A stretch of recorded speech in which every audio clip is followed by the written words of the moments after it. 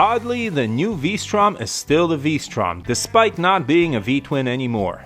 Exciting times in the adventure motorcycle market with the release of Honda's Transalp. Check out that video in the top right corner, an updated Tenere 700, and now a new Suzuki 800.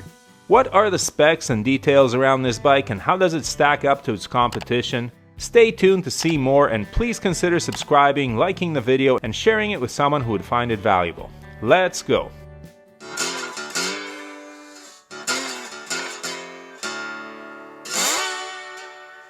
The 2023 Suzuki V-Strom 800DE and 800DE Adventure variant, which comes with an aluminum bash plate, engine guards, and side cases, are seriously impressive efforts from Suzuki that will definitely give the other manufacturers something to think about. Let's take a look at this bike. What's promising, concerning, and interesting about this from the ground up brand new V-Strom? In the engine department, we have an all-new 270-degree parallel twin, sorry all, no turbo in sight. This engine displaces 776cc and is rated at 83 horsepower and 57.5 pound-feet of torque, which places it a bit lower in horsepower and a bit higher in torque than the new Transalp.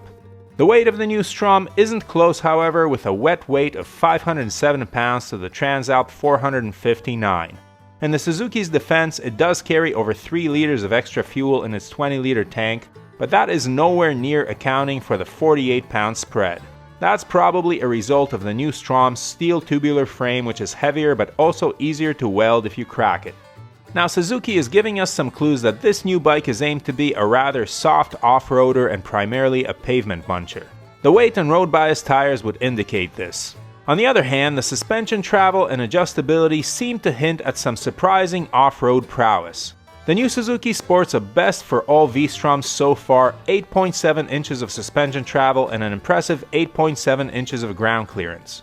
Unlike the Transalp, which offers preload adjustment only front and back, the V-Strom has fully adjustable forks and shock, which is an impressive spec. More adjustability hints at higher quality suspenders. The wheels on this bike again hint at a greater road bias, as we have an off-road ready 21-inch front, but a road bias 17-inch rear. Usually a 21-18 combination is used for off-road focused motorcycles. In terms of electronics, the new V-Strom is one of, if not the most advanced Suzuki to date. The 5-inch LCD display shows 3 rider modes: active, basic, and comfort. The bike also has traction control with a gravel mode, but there doesn't seem to be anything too off-road oriented. Braking is ABS and has a pavement and gravel mode, plus an option for turning off ABS on the rear wheel, which has now become the new industry standard. Additionally, the new Strom has the low RPM assist that Suzuki has previously used on the SV650, which helps the bike avoid stalls at low speed. And impressively, this bike will have an up and down quick shifter. Are these KTM level electronics? No, but don't expect KTM level prices from Suzuki either. And you won't be paying extra to unlock features. Weirdly, like the Transalp, I see no mention of cruise control on what is effectively an adventure touring motorcycle. What's going on? In the seat department, the V-Strom 800 is right in line with the Transalp with a 33.7-inch seat height, surprisingly low given the generous suspension travel and ground clearance. The windscreen is 3-way adjustable with tools.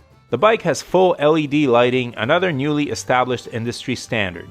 And when it comes to looks, the new 800 seems to echo the V-Strom 1050, which harkens back to the old DR Big beak and O with several color options available.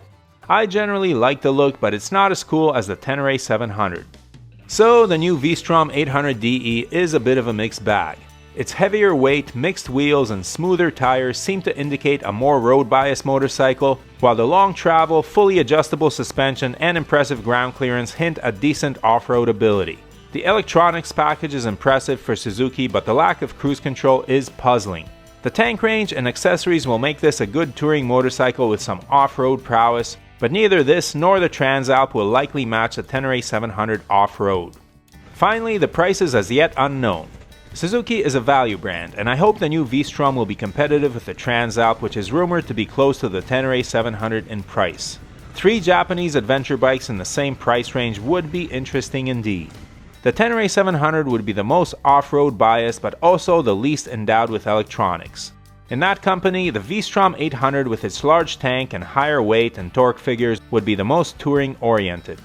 It's definitely been a good week so far in the adventure bike world, and it's about time that Suzuki and Honda jump in with some mid-sized offerings. I'm excited by these developments and happen to think that the new V-Strom 800DE will do well.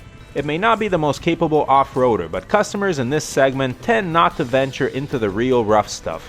These bikes are heavy and expensive and tend to see mostly gravel and a little bit of dirt when they venture off pavement.